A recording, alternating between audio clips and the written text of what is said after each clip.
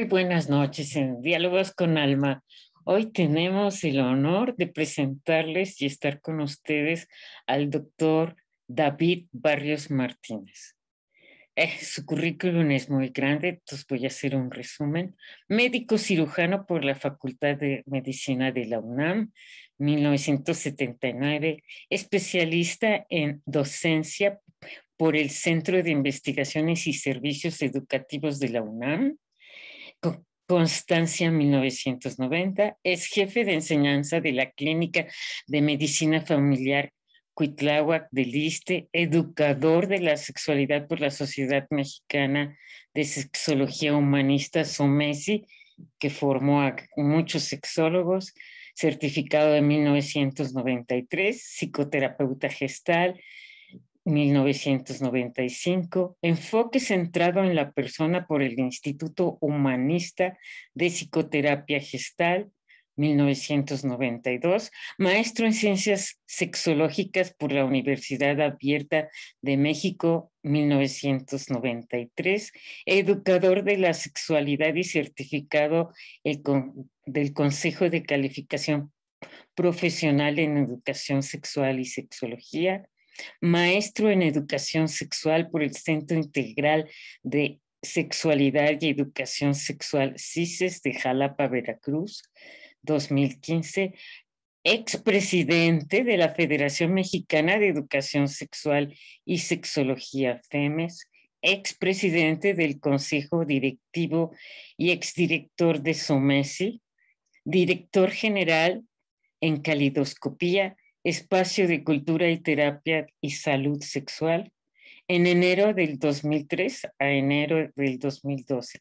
Médico, sexólogo, psicoterapeuta general y terapeuta en el servicio de la sexología, psicoterapia de grupo y CACOS de 2011.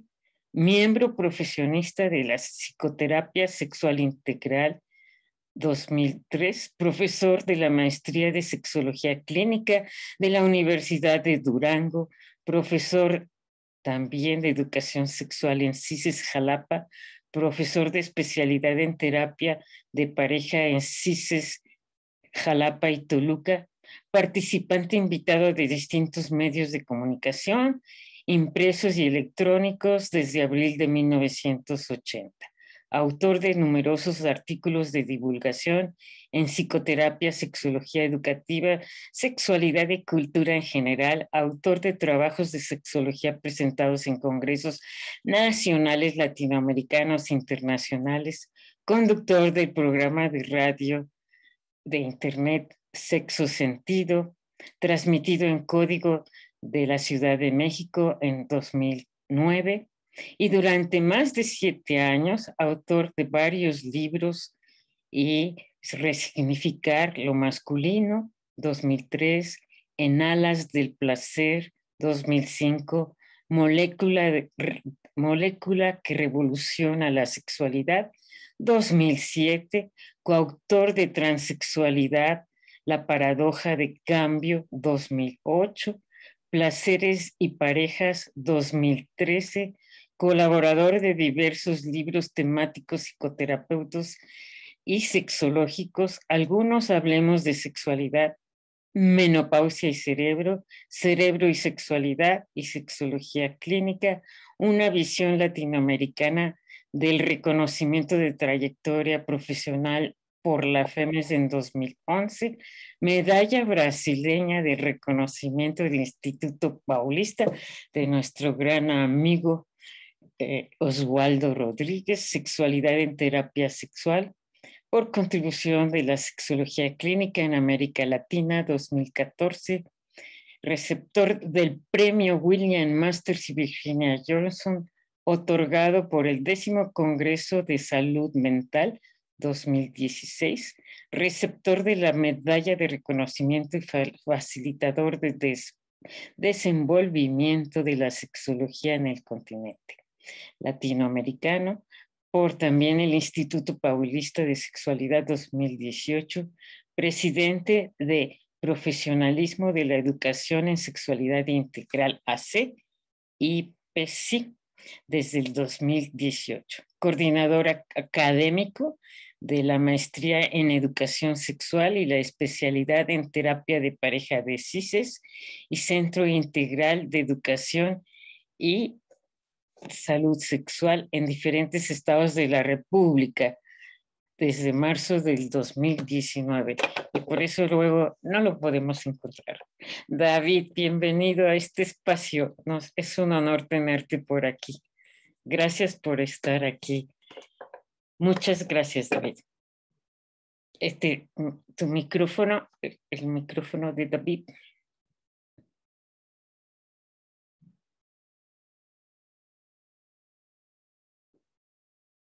Ahí vamos. ¿Me escuchan? Sí. Al contrario, Alma, el honor es mío. Es un gusto poder conversar contigo, con tu auditorio, con tu audiencia. Así que lo que se te ofrezca. Aquello que pueda contestar, lo contesto. Y lo que no, te lo paso a ti. Si no, me lo escribes. Claro que sí. A ver, David, nos conocemos hace muchísimos años, pero muy corto. ¿Quién es David Barrios? Y antes de que me contestes, tengo una anécdota de alguien que te quiere muchísimo, que te veía pasar cuando se iban a jugar después de la escuela y siempre veían pasar a David Barrios con un libro bajo el brazo. Y es alguien que te quiere mucho y me contó varias anécdotas, entre ellas esta. Y sí, David Barrios siempre está con un libro bajo el brazo y es muy especial porque maneja un lenguaje preciso, el lenguaje en el lenguaje español, en la lengua española, que tiene mucho punto en el manejo del el español. David, ¿quién es David Barrios? Mira, mi respuesta más inmediata es que estoy en proceso de saberlo. Creo que en la medida que fomento algo de autoexploración y autoconocimiento, aprendo un poquito más de mí. Por lo pronto, quedémonos con la idea que sigo siendo, a mis 67 años, aquel chavito que andaba con un libro bajo el brazo. Me gustaría conservar esa imagen, ¿no? Y aprovecho para decirte que yo empecé a leer desde antes de ir a la escuela. Cuando iba yo a la preprimaria, al kindergarten, ya sabía leer, aprendí de manera autodidacta, con el apoyo de mis hermanos mayores. Y entonces yo desde muy chiquito, pero de verdad desde muy chiquito empecé a leer libros, no solamente periódicos y artículos de revistas, sino libros. Y nada más como algo anecdótico, el primer libro que leí completito, por ahí de los 5 años de edad o quizá un poquitito antes, porque te digo que ya leía, fue un libro que se llamó o que se llama Corazón Diario de un Niño, de Edmundo Damichis, que ahora si lo releo me parece terriblemente cursi, pero en esa época se me hacía muy emotivo y contribuyó mucho a que yo me aficionara a la lectura desde esas edades, ¿no? Me chuté toda la colección de selecciones del Reader's Digest, que era en aquel entonces eran publicaciones sensacionales, y mi hermano mayor tenía toda la colección del Readers en español, desde el primer número de 1940 hasta por ahí de los inicios de los 70s, me los chuté todos, y de manera paralela empezó mi hábito por la lectura que conservo hoy en día. Cada vez me da menos tiempo de leer, pero te confieso que creo que leo razonablemente bien. Sí, tienes esa imagen y esa fama, ya lo sabes, ¿no? Además de, bueno, ¿por qué médico primero? ¿Por qué médico y después por qué sexología? Mira, mi mamá fue enfermera y partera titulada, estudió en el estado de Hidalgo, y mi hermano mayor, Clemente, que fue hijo de un primer matrimonio de mi mamá junto con mi hermana Gloria, era médico, fue médico, y a mí me estimuló mucho a aprender todo lo importante de las ciencias médicas, a tal punto que yo iba en prepa, o sea, muy joven también, y yo ya participaba con él en las cirugías, en la atención de partos, en la atención clínica. Por eso digo que a veces yo me adelanto algunos años a lo que después voy a estudiar. Lo mismo pasó con la sexología y la psicoterapia. Pero entonces yo, cuando ingreso a la Facultad de Medicina de la UNAM en 1972, yo ya tenía todo un background muy grande, Alma, de expertise médico. De tal manera que me encantaba la medicina Y como les digo a veces a mis alumnas y alumnos, me encanta la medicina, la psicoterapia y la sexología, pero lo mío es la vanidad. Por eso me encanta que me preguntes de esto. Sí, ya sé. Y por eso te vamos a preguntar. David, sé que te encanta, además de la lectura y de la sexología que te apasiona tu trabajo, pero además de eso, la música. ¿Qué música te gusta y por qué? Y bueno, tu hermano además, ¿no? Claro. Mira, mi papá dirigía y además representaba una orquesta en Tulancingo Hidalgo, de donde yo soy. De tal manera que yo crecí, mi hermano menor, Paco Barrios, el más tuerzo, también creció, escuchando los ensayos continuos de la Orquesta Rítmica Continental, que sí se llamaba la orquesta de mi papá. De tal manera que la música me sonaba en todo el cuerpo, reverberaba en todos mis órganos, en mis sentidos, en mis emociones, y yo crecí con la música. Obviamente que era yo muy aficionado a la radio. Alma, yo creo que fui la última generación que escuchó en vivo a Cricri, el grillito cantor, y en general me tocó la época cumbre del rock and roll en español. En mi pueblo hacían giras, las famosas caravanas, los grupos musicales y los artistas populares de época. Entonces me tocaba ver a los Teen Tops y a los Rebeldes y a los Locos, etcétera. Y yo me empecé a aficionar fuertemente al rock and roll y entonces irrumpe la música de los Beatles. Y lo quiero subrayar porque esa es mi música, es la que me llega al corazón y a la razón. Yo me acuerdo muy bien que en 1964, tenía yo 10 años, entré con unos amigos a echarme unas malteadas a una cafetería de Tulancingo llamada Bambi, y en la rocola, ¿te acuerdas de las viejas sinfonolas? Sonaba la música de los Beatles, la música que era de su película Hard Day Night, La noche de un día difícil. Y entonces hace cuenta que me capturó la emoción de esa música y desde entonces me volví un irredento fan de los Beatles hasta la fecha. De tal manera que esa es mi música. Aquí a mis espaldas puedes ver una pequeña muestra de parte de la música que me gusta. Me gusta el rock, me gusta el jazz, me gusta la música afroantillana. Casi te podría decir que solamente hay dos géneros que no me gustan, que son el reggaetón y el narcocorrido. Fuera de eso, yo creo que toda la música me encanta. Mi familia es de músicos, Alma. Paco Barros, el Mastuerzo, mi querido hermano, es músico, es rockero, es rolero, pero también mis sobrinos, muchos de ellos, hombres y mujeres, son músicos y músicas. Mi hermano mayor Clemente cantaba guapangos, mi hermana Gloria, mi hermana mayor, era cantante de bel canto, cantaba operísticamente. Total que todo mundo es un talento musical. Tengo un sobrino que es cantante de bar espléndido, se llama Alejandro Franco Vergara. Y yo soy el único que no tuvo vocación musical, pero sí tengo buen oído y yo creo que por eso me gustan casi todos los géneros. Colecciono la música que me interesa, la oigo una y otra vez. Tengo discos tanto de acetato, de aquellos viejitos como los nuevos, acetatos ya masterizados y remasterizados. Tengo muchos CDs. Yo te diría que yo he aprendido mucho más de la música, y no exagero, que de los libros. Y las dos cosas me encantan, leer libros y escuchar música. Sí, genial. Bueno, esto de la música del narcocorrido, pues es bien violenta, súper violenta y además identifica algo terrible que pasa en este país, ¿no? Así es, por supuesto que sí. Y desde luego que yo estoy muy cercano también a la música popular, porque sí me gusta la así llamada música clásica, sobre todo el barroco, pero también me gusta mucho la música popular. Igual disfruto de la Sonora Santanera ¿qué te voy a decir? Que de David Bowie, lo mismo disfruto de los Rolling Stones, estamos de luto los estonianos también, Sí, que de la por el música, baterista. de la nueva canción latinoamericana. Es decir, soy muy plural, muy disímbolo, muy diverso en mis gustos musicales y quienes me conocen de cerca saben que es una de mis pasiones, escuchar música. Siempre estamos de luto por el baterista. Así es, por el gran Charlie.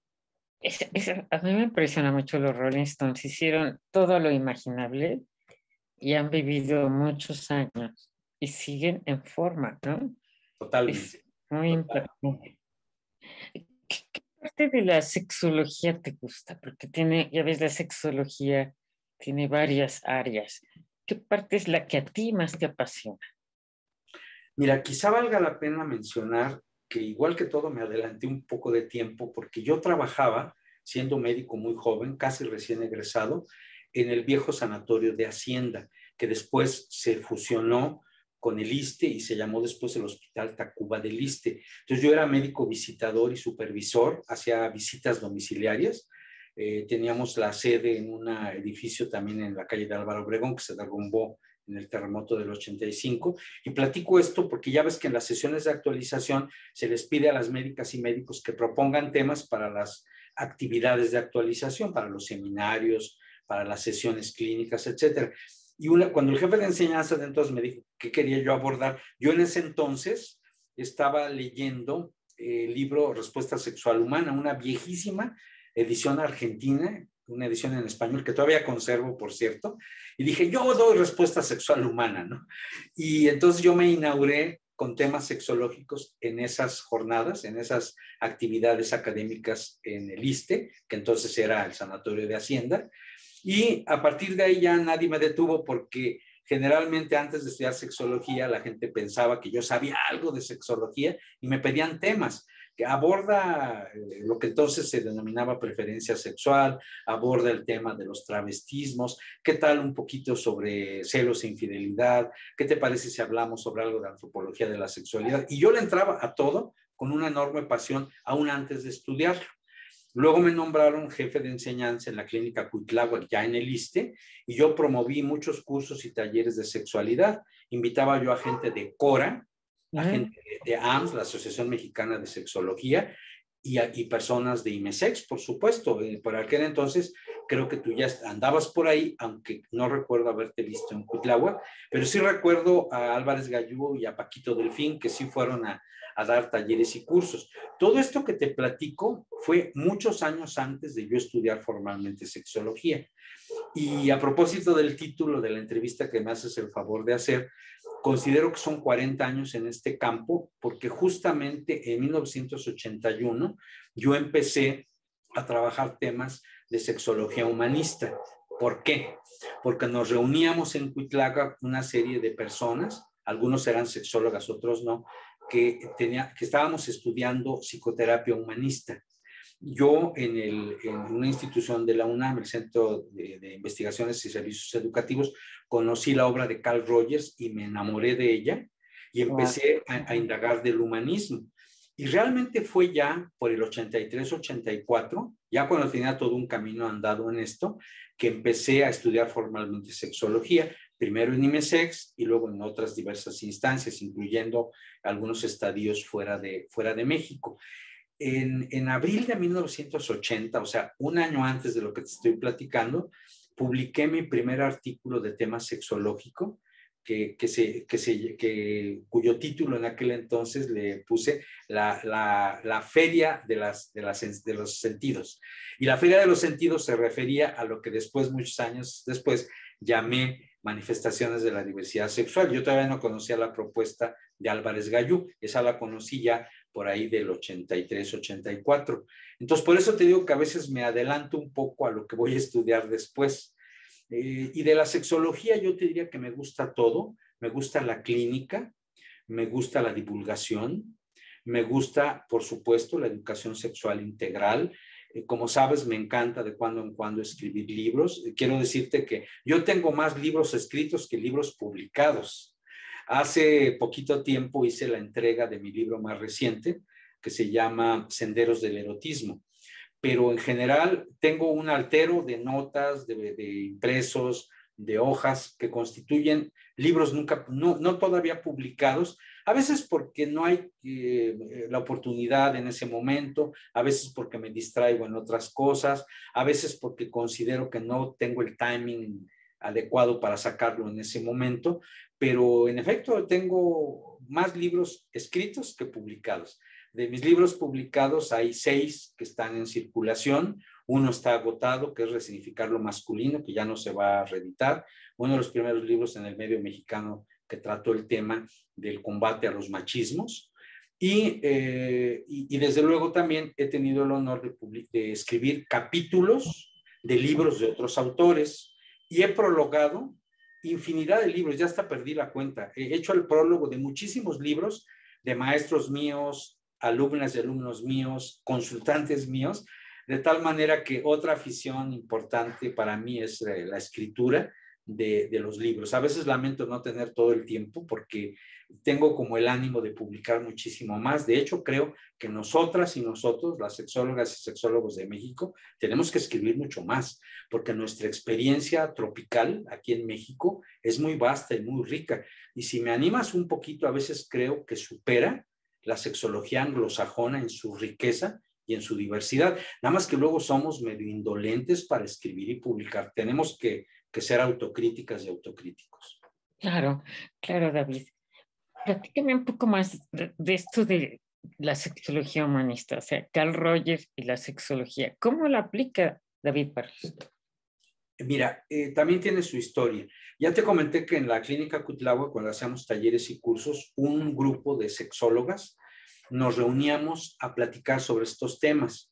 Recuerdo en este momento, así abuelo de pájaro, recuerdo a la inolvidable Irma Auralia Garcidueñas. Oh, sí, Estaba también ahí Trudy Navarro, Sergio Moreno, Marta Horta, estaba Juan Miguel Valdés Becerra, estaba, en fin, a ver si me acuerdo de algunas y algunos más, Víctor Velasco, por supuesto, y entonces discutíamos temas sexológicos, pero además, como varios de nosotros estábamos estudiando humanismo, ya sea en docencia, ya sea en psicoterapia, dijimos, aquí tenemos una beta que estudiar, y nuestro siguiente paso fue fundar SOMESI, la Sociedad Mexicana de Sexología Humanista Integral. La SOMESI, Alma, fue un gran laboratorio de producción de ideas, de métodos y lo que llamaríamos técnicas grupales, de contenidos, donde nosotros lo que hacíamos era imbricar o fusionar el humanismo en la sexología y la sexología en el humanismo, y empezamos a producir los primeros textos, los primeros artículos. Hay una revista de fugaz vida que se llamaba Ometeotl, donde publicábamos temas de sexología humanista, y esa revista le tengo mucho cariño, pese a que salieron unos cuantos números porque no nos alcanzó la lana para seguirla editando. Recuerda que entonces todo era casi a mano. Le tengo mucho cariño porque ahí publiqué un artículo que causó mucho revuelo en el mundo psiquiátrico, sobre todo, porque entonces se distribuía casi a mano en psicólogos y psiquiatras. Se llamó Contribución a la crítica de la patologización sexual. Contribución a la crítica de la patologización sexual. Y ardió Troya, porque hubo encendidas polémicas, casi cierto sector de la psiquiatría me acusaba de perversión profesional. Era una crítica contundente a lo que ahora llamaríamos el DSM y a su absurda clasificación de los trastornos mentales, donde yo privilegiaba la despatologización, un concepto que hoy está muy de moda y ya hasta la APA le entró, pero en aquel entonces era muy innovador. Te estoy hablando de mediados de los 80s.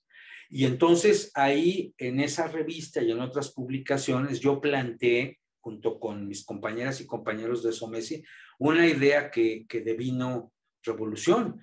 Yo dije, y está escrito, está publicado, dije, la condición transexual es eso, no es una patología. Igual, se me echaron encima algunos amigos y amigas, o no tan amigos psiquiatras, que cómo osaba yo decir eso, cuando ahora el mismo mundillo psiquiátrico ya está reestructurando sus conceptos y está despatologizando 30 años después. Entonces, esas cosas me llenan de orgullo, Alma, porque prendió muy bien el trabajo de Álvarez Gallú, de Javier Lizarraga, de Francisco Delfín, de ustedes, sexólogas y sexólogos, que en ese entonces todos éramos muy jóvenes, prendieron muy bien esas ideas y conceptos innovadores como el de Rafa Massín, los tuyos, el de Paco Delfín, mi contribución, ayudaron mucho a la despatologización. Allá y entonces, Ahorita ya nadie se mesa las barbas ni se desmaya con esos conceptos, pero en aquel entonces eran muy, muy renovadores, eran revolucionarios. Y eso me llena mucho de orgullo. Pero bueno, te contesto a la pregunta. En SOMESI, además de ser un laboratorio de ideas y de temáticas y de ejercicios y de dinámicas grupales, además de todo ello, también fue de alguna manera el semillero para que se empezaran a formar algunas sexólogas y sexólogos muy brillantes en su campo. Pienso ahorita en Juan Miguel Valdés, José Luis Dorantes, María Antonieta García, el propio Víctor Velasco, Irma Oralia, Garcidueñas, etcétera. Una pléyade de gente que postuló el humanismo dentro de su ideario y que han venido trabajando mucho en esto. Lamentablemente, algunos compañeros y compañeras ya no han sobrevivido, desafortunadamente han fallecido, pero su trayectoria y su obra, pienso por ejemplo en Gabriel Guevara, en la propia Moralia Garcidueñas, ahí quedó. Entonces, a mí me enorgullece mucho haber pasado por SOMESI. Ahora bien, no quiero omitir un detallito.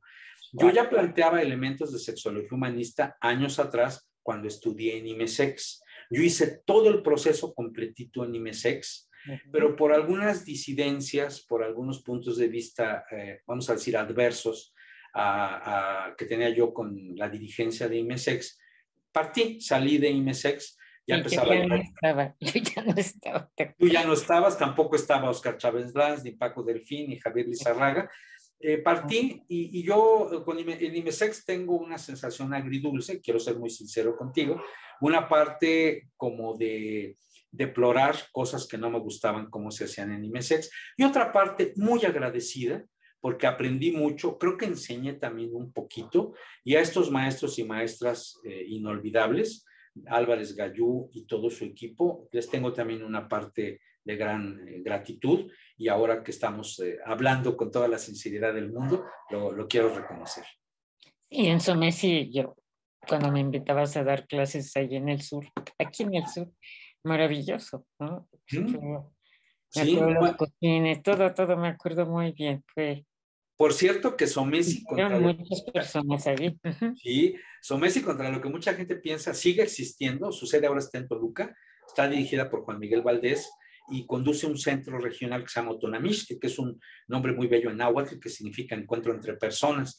Pero esa fue la gran escuela, yo creo, para nosotros. Yo quiero decirte que así como IMESEX fue una gran escuela, para mí SOMESI fue el gran laboratorio de producción de la sexología humanista. Y fue entonces, desde ahí, que yo postulé en algunos artículos los 4 ejes torales de la sexología humanista: equidad de género, reivindicación de la diversidad sexual. Planteé también la necesidad ingente de que fuera amplia la visión, que incluyera lo psicoafectivo, lo orgánico y lo sociocultural, y desde luego también reconocer el derecho al placer.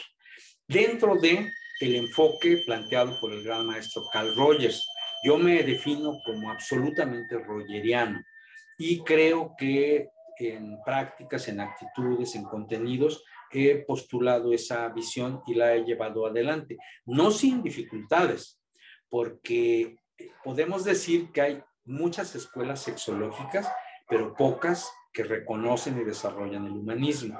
Yo creo que siendo autocrítico con mi propio trabajo y el de las instituciones que me ha tocado dirigir, nos ha faltado mayor impulso para lograr que esto todavía se difunda muchísimo más. Entonces yo diría que la sexología humanista no es la sexología hegemónica, es una vertiente importantísima de la sexología. Exactamente. Claro. Oye, David, ¿por qué costó? Bueno, tú fundaste FEMES como fundamos FEMES muchos, ¿no? ¿Por qué costaba tanto trabajo en FEMES meter el tema del feminismo de género? Bueno, sigue costando.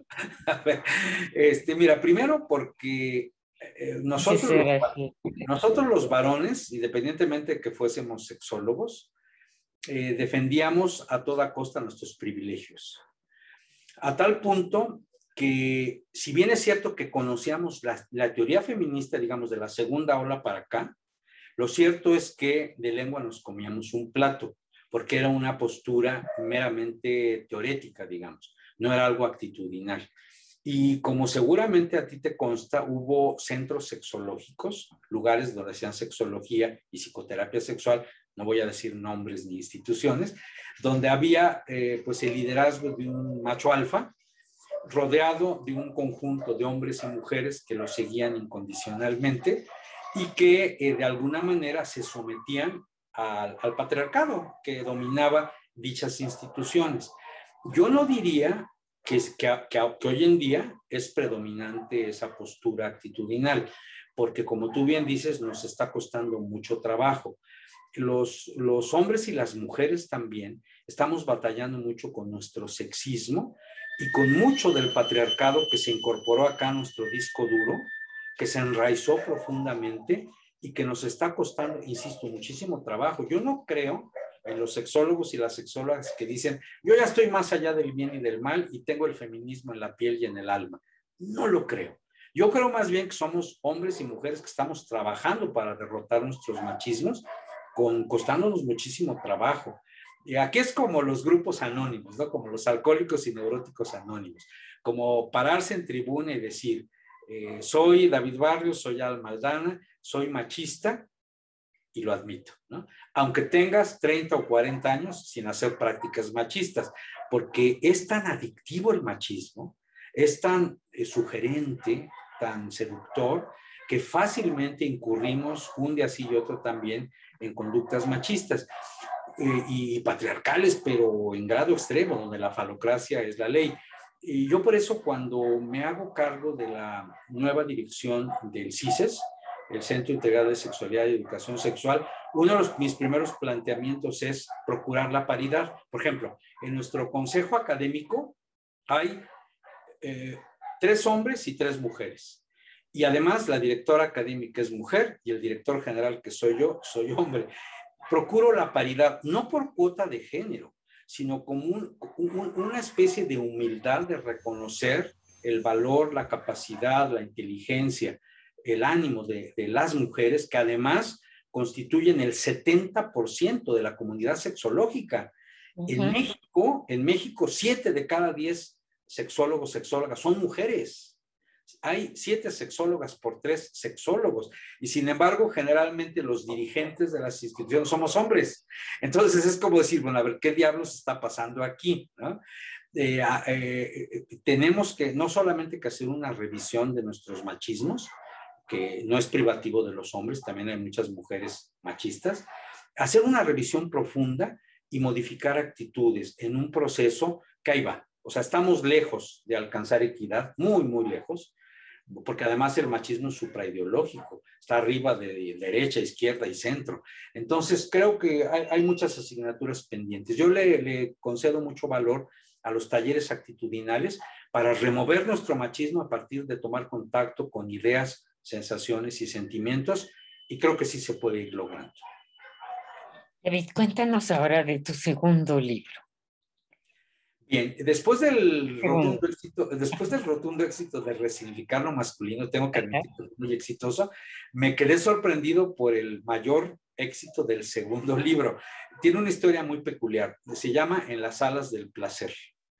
Y este libro de Editorial Pax ocurrió algo muy curioso, salió en 2005 y sucede que un importante funcionario de la industria químico-farmacéutica lo tuvo en sus manos y dijo, yo quiero este libro para las médicas y los médicos.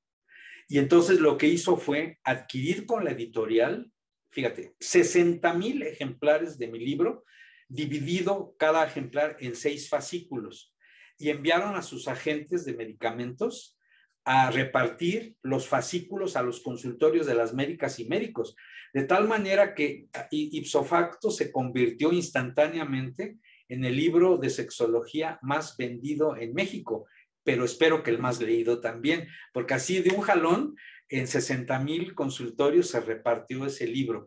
Y después ya vino un importante incremento en las ventas. Como sabes, los autores de libros solemos no ganar dinero con la venta de libros, pero nos da la enorme satisfacción de que la gente lo lea. Entonces, este país no. En este país no. En las alas del placer se ha vendido muchísimo y ha sido muy exitoso probablemente ha sido el libro más exitoso que he publicado en términos de lectura, ¿no? Luego vinieron ya, Alma, La molécula que revoluciona la sexualidad, Transexualidad, la paradoja del cambio. Uno por uno, en la molécula. A ver, cuéntanos de la molécula. En la molécula vino el boom del Viagra, ¿te acuerdas, no? Sí. Y yo fui de los poquitos médicos, éramos un grupo muy, muy chiquito, éramos como 7 u 8 médicas y médicos, que empezamos a estudiar antes de que saliera al mercado. Estaba creo que en tercera fase de investigación. Empezamos a documentar la información y algo que poca gente sabe, a probarlo nosotros como los viejos alquimistas para saber qué rayos se sentía con el dichoso Viagra. Y entonces, a raíz de esas experiencias, de lo que estudié, de los tests, de las investigaciones informales, de mis pláticas con Irving Goldstein, aquel que creó el famoso método para diagnosticar los 4 grados de firmeza de la erección, publiqué ese libro, La molécula que revoluciona la sexualidad, que también tuve la fortuna de que fue muy leído, pese a que lo publiqué en una editorial exclusivamente médica. Ese no lo encuentras en Sambors ni en Gandhi, ese es una editorial médica llamada Alfil. Pero fue, la verdad, muy bien leído y sobre todo desmitificó la noción de que el Viagra mataba y que iba a liquidar la pasión sexual porque afectaba el corazón y 80 mitos falaces sobre esa temática. Ese fue La molécula que revoluciona la sexualidad, el cual, pese a que fue publicado en 2007, sigue estando muy vigente. El otro día le di una releída a propósito de una conferencia que di para Centroamérica y veo que sigue estando muy vigente el librito, de tal manera que quien quiera profundizar en él lo puede leer sin ningún rubor porque sigue siendo actual pese al paso del tiempo. Sí, ahora el tercero. Luego vino la transexualidad, la paradoja del cambio, que escribí con Antonieta García Ramos. Ese libro correspondió a una coyuntura, Alma, porque se estaba discutiendo la aprobación de lo que llamaríamos en aquel entonces la Ley de Identidad de Género, por ahí del 2008, que dimos muchas batallas, las activistas, los abogados y abogadas, las sexólogas y los sexólogos. Entonces, a mí me urgía sacarlo de volada ese libro para que la gente la tuviera en sus manos, y más específicamente las asambleístas, porque en ese entonces no eran diputadas y diputados de la ciudad, eran asambleístas. Entonces, haz de cuenta que con premura me lo aventé junto con Antonieta García en unos cuantos días, y calientito el libro prácticamente se lo fuimos a repartir a las diputadas y los diputados, y efectivo, quiero creer que en algo influyó para su votación, y finalmente se logró ese avance. Ahora ya era un juicio civil en aquel entonces, ahora ya es un trámite de ventanilla, pero fue un logro muy importante. Aparte de que fue el primer librito completo sobre el tema trans en México, escrito por mexicanas y mexicanos. Ya antes Álvarez Galló había publicado un capítulo en uno de sus libros, ya antes había habido algunos artículos sueltos, pero ese fue el primer libro mexicano, editado por mexicana y mexicano, sobre esa temática, y es un libro el cual todavía está bastante legible, es decir, todavía está bastante actual. Ha habido mucha renovación de nomenclatura, pero aún así se entiende muy bien. Y fíjate que muchas personas, familiares de personas trans o de niñas y niños trans, he tenido la enorme satisfacción de que luego me han abordado, porque ya ves que luego salgo en la tele y eso, me han abordado y me dicen, oye, yo leí su libro Transexualidad y créame que me iluminó la vida con mi hija o con mi hijo. Y ese tipo de satisfacciones son, pues, irreemplazables, ¿no? Sí, costó demasiado trabajo con las asambleístas, diputados y senadores. Como Sí, informarles, educarles ante un totalmente. tema tan complejo para que se iniciara ese trámite que fue civil, pero que ahora ya, Totalmente. ¿no? Junto con Víctor Hugo, ¿te acuerdas? ¿Cómo Nuestro no? Sí, abogado. Víctor Hugo Flores, que fue crucial. Y que Crucial. fíjate que yo aprovecho este espacio para de alguna manera justificar una omisión terrible, porque ese libro, en su versión final, tenía una gratitud especial para Víctor Hugo Flores Ramírez, pero por la premura en la edición, porque lo sacaron de un día para otro, Alma. Haz de cuenta, lo entregué hoy y lo publicaron y lo imprimieron mañana. Entonces ya no dio tiempo de meter esa parte, Y entonces quedó con la gran omisión, pero si hay un arquitecto de todo lo que hicimos en ese entonces, fue Víctor Hugo. Me enorgullece mucho ser su cuate Sí, y haber sido primero su maestro y luego su colega. Así es un gran abogado y, y gracias a muchas cosas que él hizo con las leyes, ¿no? Y esta Totalmente. información de haber sido alumno nuestro. Muy bien. Y el siguiente libro, por favor, David. El siguiente libro es algo un tanto peculiar porque resulta que yo tengo amistad con una de las pioneras en la divulgación de temas sexológicos en la tele, que es la escritora Verónica Ortiz. Sí. Entonces, haz de cuenta que a menudo nos sentábamos a platicar, así como estamos platicando ahorita tú y yo, en la sala de su casa o en la mía o en un café. Platicábamos y dijimos, a ver, ¿por qué no estos diálogos que estamos teniendo, por qué no los transcribimos y los publicamos en forma de libro? Así fue la idea, de Placeres y Parejas. Entonces, así le hicimos, nada más que obviamente cuando dos amigos platican, cuando dos amigas están conversando, obviamente que hablamos de un chorro de cosas y a veces se nos llega a salir el lenguaje albaradeño, ¿no? Los pinches y los cabrones y todo eso. Entonces, a la hora de transcribir, le pedimos al transcriptor que toda la paja o ciertas palabras que no venían al caso en ese momento la suprimiera, pero haz de cuenta que la transcripción es pura. La Verónica la afinó para que quedara más literaria, pero es pura, haz de cuenta, lo que ella me pregunta, lo que yo le contesto, tal cual. O sea, ese es el valor de ese libro, de que no fue un libro muy estructurado ni muy teórico, sino era como viene, como va. Y creo que fue muy afortunado porque también ha sido un libro que se ha vendido muy bien y sobre todo que se ha leído muy bien. En ese librito, al final, quise meter un apéndice que se llama Decálogo de la Pareja, donde yo compilé, desde mi experiencia como terapeuta de pareja y sexólogo, compilé los 10 asuntos que nos llevan a ser una pareja exitosa, entendiendo por exitosa, no que todo está de maravilla, que todo está muy chido y que amor y paz, no. Pareja exitosa es aquella pareja que resuelve los conflictos, que sale avante pese a los obstáculos y las adversidades. Y lo puse ahí. Y lo comento mucho, Alma, porque fíjate que es algo muy chistoso. Mucha gente que ha adquirido ese libro empieza leyendo el último capítulo, el apéndice, que es el decálogo de la pareja.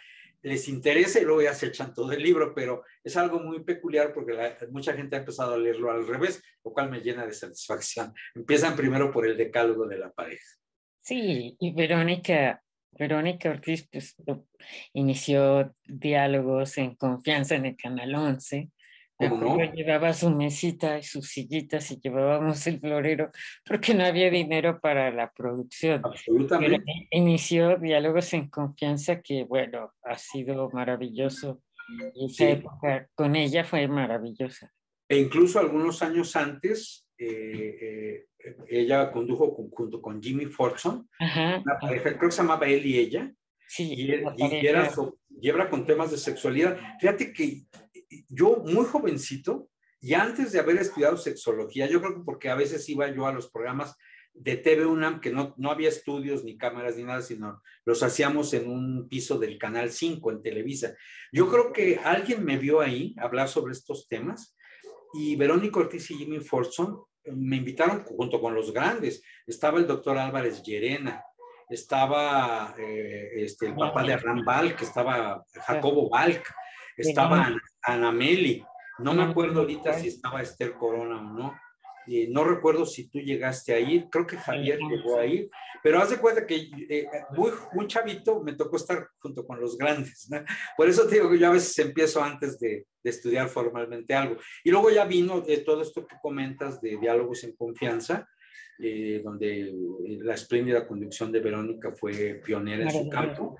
Y ya que hablamos de pioneras y pioneros en medios, no quiero omitir a Patti Kelly, porque Patti Kelly ha tenido un papel más que histórico en nuestra disciplina, no solamente porque condujo los primeros programas de radio con temas de sexualidad en Radio Educación y luego en todas las demás estaciones, sino porque además ella fue la que nos conjuntó a propósito de los primeros intentos de constituir lo que después se llamó la FEMES, porque las y los sexólogos no interactuábamos mucho. O sea, sí sabíamos que existíamos, ¿no? Sí sabíamos que estaba Gise, que estaban Paco y Oscar, y que estaba Imesex, por supuesto, y que estaba Eusebio Rubio. Sí sabíamos de nosotros, pero no habíamos interactuado mucho.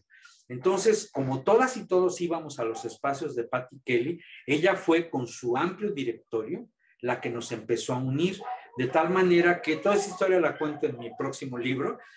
Cuando hicimos, bueno, más bien, cuando acudimos una gran delegación mexicana al Congreso Latinoamericano en La Habana, en Cuba, y yo recuerdo que estaba yo en un hotel ahí, muy cercano a la costera, y cuando de pronto, no sé qué estaba yo haciendo, pero de pronto irrumpió una pequeña multitud de colegas, entre los cuales estabas tú, estaba Miranda, Raúl, estaba Eusebio, para invitarnos de manera personal, aunque ya habían repartido volantes y todo, a la asamblea, que fue una asamblea, ya sabes, muy explosiva, en la cual se esbozó la idea de unirnos para más adelante, el año siguiente, esto fue en el 94, en el año siguiente ya constituir la FEMES.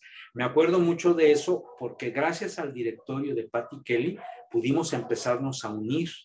Y claro, ya había habido encuentros, ya había habido seminarios y congresos y localías y todo, pero la verdad, como gremio, no habíamos funcionado todavía, y aquí hay que reconocer la gran labor cohesiva y de convocatoria de Eusebio y de Esther, pero en general diríamos que ya teníamos bastantes años andados con endogamia, ¿no? Yo, por ejemplo, en Somesi reconozco que no me vinculaba con los otros grupos porque estábamos tan atareados con construir la sexología humanista que no pelábamos a los demás grupos, esa es la verdad, hasta el 94, cuando ya empezamos a interactuar de manera más formal. Sí, sí, ya entrevisté a Patti Kelly también, y yo la conocí en la facultad, iba un año arriba que yo, en ciencias políticas en la carrera de comunicación, fíjate. Y antes de ella todavía estaba Marta de la Dama, ¿Cómo no? ¿cómo se llamaba este hombre? En el 13 del 13. Sí, cómo no, Marta de la Lama, que también fue pionera en tele y en radio, era Imevisión en aquel entonces, el canal 13. Sí, cómo no, sí, sí, Estamos espléndido. hablando de Ahí nos tocó ir, todos jovencitos íbamos ahí con Marta, y también íbamos a sus programas de radio, si mal no recuerdo, eran en la vieja Radio Centro, ahí en San Jerónimo, sí, claro que sí. ¿Cómo no?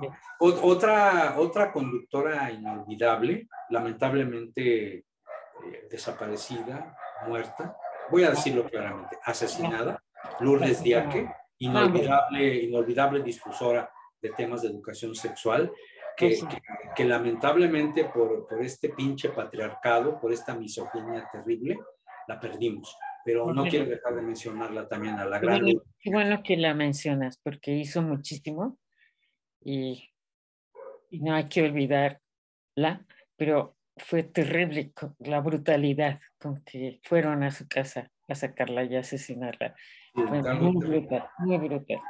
Terrible, terrible. No hay que olvidar eso, porque estaba hablando de temas muy fuertes.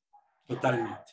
Y la amenazaron y la amenaza se volvió realidad, como a varios. Terrible, es inolvidable. Bueno que la mencionas, porque para mí fue una pérdida gigantesca, ¿no? Absolutamente. Y hasta íbamos, ¿te acuerdas?, a corregir el lenguaje con los judiciales, porque eran muy homófobos y trataban de hacer otras cosas. En fin, íbamos a servicios periciales de la entonces PGR. En fin, una historia de esas que no quisiéramos evocar, pero que en el contexto actual donde hay que derrotar a los feminicidios y a la misoginia es imprescindible hablar de eso. No nos gustaría, porque bueno, tú y yo estamos del lado del placer, pero de cuando en cuando hay que tocar estos temas álgidos, dolorosos, para que no se nos olvide y hagamos algo para deponer para siempre estas nefastas consecuencias del machismo y la misoginia. Y en ese mismo año asesinaron a Francisco Estrada Valle, que funda AVE de México, ¿no? Que también estaban hablando del condón y todo esto. Y es muy importante que las nuevas generaciones, por ejemplo, nuestras compañeras y compañeros que sigan esta transmisión, sepan que no ha sido fácil el camino, que hemos batallado mucho, que los conservadurismos de derecha e izquierda nos tienen tirria, que nos amenazan, que muy a menudo se oponen de una manera muy sucia al trabajo que desarrollamos, que sepan que ha habido toda una historia muy difícil para salir adelante en los enfoques de la sexología, de la educación sexual integral, y que pues no hay que bajar la bandera ni hay que ceder ante eso, sino por el contrario, perseverar para ir logrando los avances que se van consiguiendo poco a poquito, pero ahí están. Estamos muy alegres de lo que acaba de suceder en Yucatán, por ejemplo, pero no es suficiente, hay que ir por más. Sí, ya ha costado años, años y años, ¿no? Sí. Mencionarnos para dar cierre a esta parte más de tus libros. Ahorita vamos a pasar un PowerPoint en tu honor, por favor, de tus libros. De los libros. Mira, el libro que está por salir, espero que pueda yo presentarlo en la FIL de Guadalajara de este año, se llama Senderos del Erotismo, Revelaciones de un Sexólogo Profesional. Quise tomar el espíritu de mi viejo maestro Carl Rogers, quien en 1942 sacó las audiograbaciones de sus sesiones de terapia para publicarlas. También se le echó el mundo encima de cómo diablos sacas del sacrosanto cubículo los secretos de la terapia. Entonces, en Senderos del Erotismo yo platico sobre lo que hacemos las y los sexólogos para desmitificarlo y presentarlo al gran público. Creo que es un libro con algunas anécdotas, no es autobiográfico, pero sí hago algunas referencias personales, sí les platico un poquito de qué se trata esto para que todo el mundo sepa. Hablo de las y los sexólogos de México que me han influido, hablo de las generaciones en las que he contribuido a enseñarles algo. Platico también de los retos que hay para poder avanzar en la construcción de la sexología humanista. Y este es el libro que más próximo a salir. Espero hacerme de un poquito de tiempo para ir armando los restantes, porque siento que voy muy lento. La verdad, he garrapateado muchas cosas o he mecanografiado muchas cosas o impreso cosas que todavía no salen publicadas y que es importante hacerlo porque yo exhorto a todos mis colegas a que lo hagan, pero pues tengo que predicar con el ejemplo, porque si no van a decir, bueno, pues tú también vas con paso tortuguesco. Yo creo que necesitamos, en plural, publicar muchísimo más para la experiencia mexicana de la sexología. Sí, última pregunta de esta parte, David. ¿Para dónde va la sexología en México y en el mundo? Porque ahora es muy global, ¿no? Por la UAS, por la FEMES, por todo. Claro. Mira, yo creo que la sexología tiene mucho futuro, igual que la tanatología y que la geriatría. Son disciplinas de hoy, pero que nos preparan para mañana. Creo que una acechanza importante es la patologización, y lo tengo que decir, la influencia de la industria químico-farmacéutica que sesga hacia la así llamada, mal llamada medicina sexual, muchos de sus afanes. Creo que hay que darle mayor relevancia a la investigación cualitativa. Creo que es muy importante impulsar el respeto a la diversidad sexual que vaya más allá de lo logrado. Creo que los feminismos hay que consolidarlos, para lo cual no basta con echarse la teoría y estudiar a las grandes filósofas o sociólogas de los feminismos, sino sobre todo llevarlo a la praxis, a la práctica continua. Y creo que en ese sentido un futuro abierto de nuestra disciplina es la ciencia, el humanismo, la crítica a los machismos y también una formación dinámica de las personas que hoy se preparan en la sexología. Es decir, buenas educadoras sexuales, excelentes sexólogos clínicos, magníficos difusores de la cultura sexológica, personas que hagan investigación no precisamente prohijada por la industria químico-farmacéutica, sino que sea muy amplio el espectro, que estudiemos muchas otras cosas, cualitativas y cuantitativas sí, pero de acuerdo a intereses sociales y que incidan en beneficios de nuestra población que tanto lo necesita. Yo creo que por ahí va el rumbo de la sexología en México, Latinoamérica y en el mundo. Bien, gracias, David. Vamos a pasar unas fotos tuyas y por favor, coméntalas, ¿sí? por favor. Mientras esté con ropa las comentaré, si no, no. Bueno, quitamos las otras, no te preocupes. Ok, bueno, empiezo con esa foto que está ahí, que me la tomó mi hijo Diego Dalí Barrios.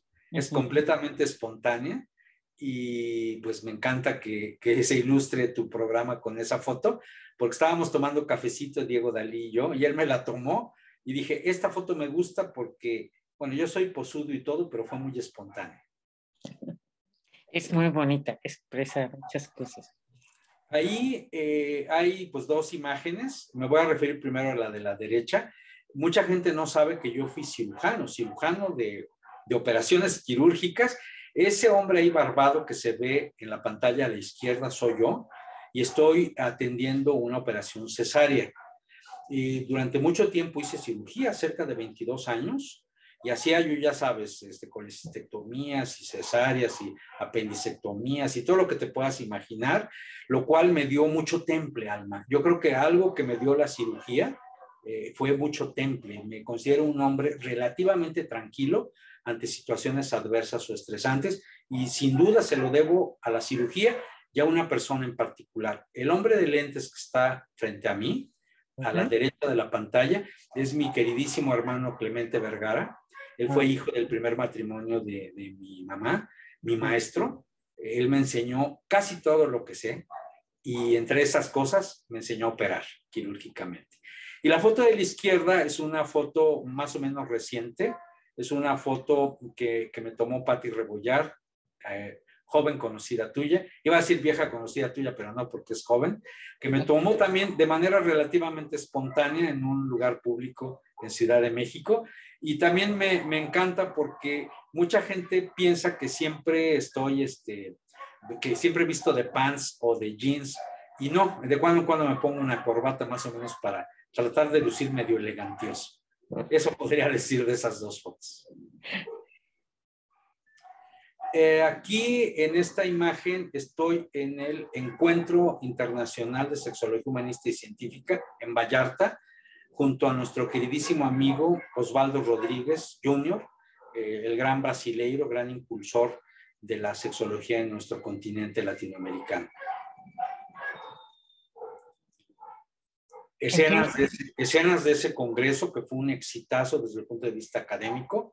Yo todavía debo hasta la camisa en lo económico, pero en lo académico sin duda fue un exitazo. Tuvimos 60 ponentes nacionales e internacionales de primerísimo nivel, como te consta, y me siento muy orgulloso. Ya pronto en CICES vamos a ir preparando un nuevo encuentro en el que pueda concurrir pues la mayor cantidad de personas que podamos, acorde a la etapa pandémica. Sí. ¿En qué año fue? Recuérdame. Fue en 2018. Sí, 2018. Fue muy rico, muy interesante. Sí, bueno, ahí estoy, donde estoy ahorita. Es como mi estudio, casa, habitación. Haz de cuenta que es mi centro energético y laboral, donde están una parte de mis libros, una buena parte de mis discos, algunas de mis obras pictóricas. Yo soy un pequeño coleccionista de obras de arte. No te voy a presumir cuáles son, pero tengo buena obra original de grandes artistas mexicanas y mexicanos. Ahí estoy transmitiendo a un curso de maestría o de especialidad. Aquí estoy, seguramente es un congreso, no sé si de FEMES o algún otro congreso, creo que es FEMES y me parece que es en Guadalajara. Me estoy allá aventando una disertación. Fíjate que mucha gente piensa que yo soy básicamente conferencista. No, yo esencialmente soy tallerista. Poca gente lo sabe, pero mi fuerte es el taller, donde hago sensibilización, donde hago conceptualización, donde hago muchas cosas, muchos ejercicios. En esta ocasión era una conferencia. En FEMES, exactamente. Ahí estoy en Villahermosa, Tabasco. Lo deduzco por mi vestimenta y por el auditorio. Y fíjate que muchas veces convocamos una actividad conmigo y deviene acto de masa. Se lo digo con mucho orgullo, porque mucha gente piensa que la sexología en México es minoritaria. No, no es cierto. A veces logramos concitar grandes audiencias, miles de personas que acuden a una conferencia. Este es el caso en Villahermosa, Tabasco. Aquí estoy en un promocional del CISES, que es el centro que actualmente dirijo, y tengo el orgullo de ser el director general. Sexualia TV es un canal de televisión por YouTube y otras redes, donde básicamente sexólogas y sexólogos hablamos sobre temas de interés. Hay gente que han sido mis maestras y maestros, contemporáneos míos, alumnas y alumnos, y los alumnos de mis alumnas y alumnos, es decir, 4 generaciones de sexólogos. Es un canal que recomiendo sin reservas. Échenle un ojito a Sexualia TV en YouTube, inscríbanse, suscríbanse, denle like y recomiéndanos con los ingenuos. Gracias, David. Diálogos en confianza, ese gran espacio que ojalá que se mantenga firme. Ahí estamos con nuestra gran amiga Fernanda Tapia y otras compañeras y compañeros. He tenido la suerte de ser invitado frecuente a este medio, lo cual me encanta porque Canal 11 es una institución muy valiosa que se ha ocupado de difundir la educación sexual y la sexología. Así es. Y por mucho tiempo, ¿no? Desde Verónica hasta acá. Exactamente.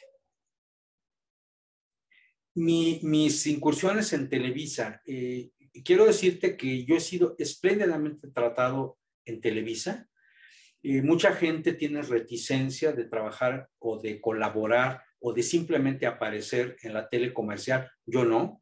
Quiero decirte que Paola Rojas es una mujer muy talentosa, es políglota, es una persona culta. A veces la imagen que da en Televisa es de tal frescura que se podría pensar que es ligera, pero no. Es una persona proactiva, propositiva, le interesan mucho los temas de diversidad sexual y a mí me encanta de cuando en cuando aparecer en el así llamado Canal de las Estrellas.